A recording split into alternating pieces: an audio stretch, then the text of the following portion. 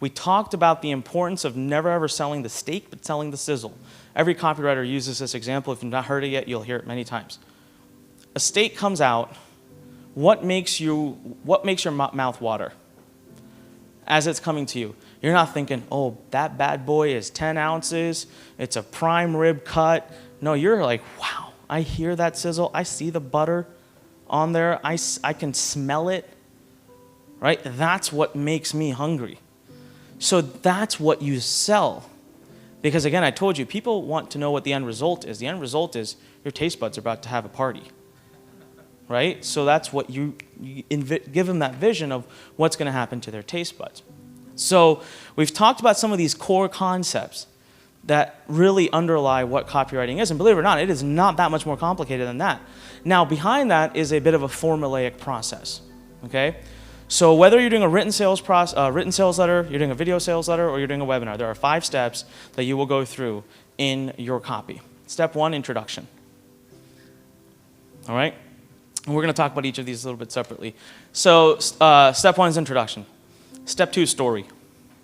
Step 3 is content.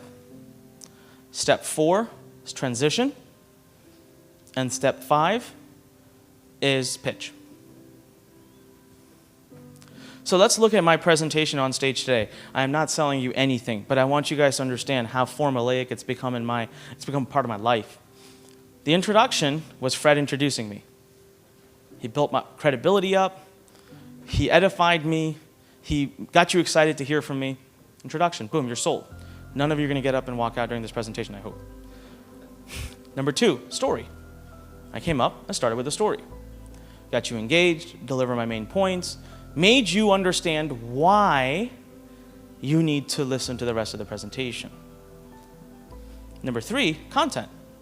I transitioned right into content. Now, what would happen is I would continue to deliver content for another 15 minutes, but if I were to be doing a presentation where I had something to sell to you, I would start to transition. Transition is very key. And as a matter of fact, someone's asked me before, which of these 5 steps is where you really sell someone? Which is the most important in selling, they say. It's really hard. Part of me says, you know what, the sales happen at the content. They do not happen during the pitch. That is a major, major, major misconception.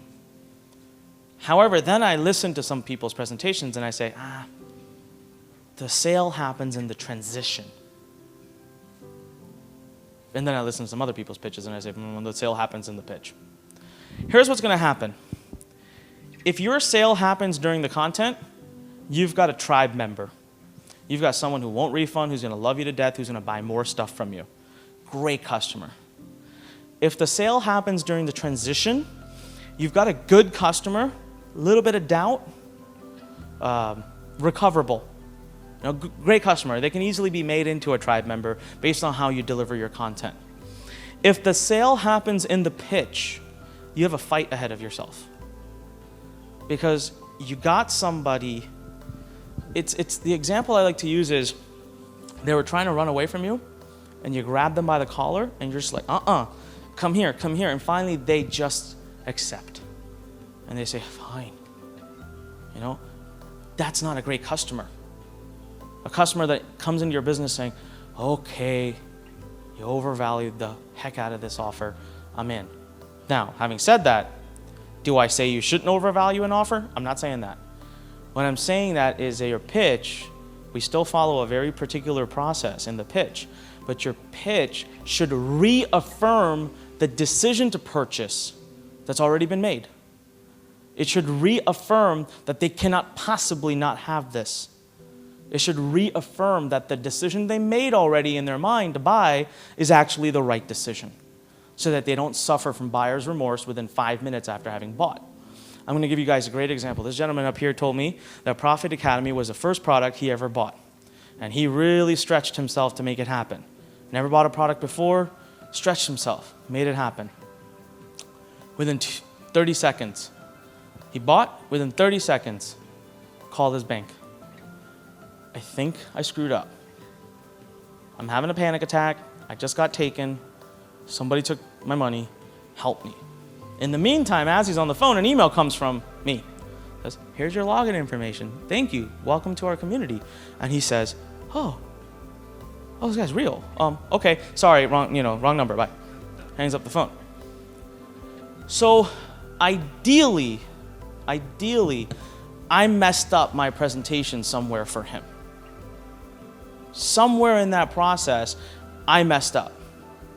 Now, thanks to the way I deliver my content, thanks to the amazing team and the support and everything we do, we recovered him. He immediately became, a part of the tribe. But that feeling he had right after purchasing is the opposite of the feeling I want my customer to have after they purchase. And the only way you get that feeling is if you sell them during the content.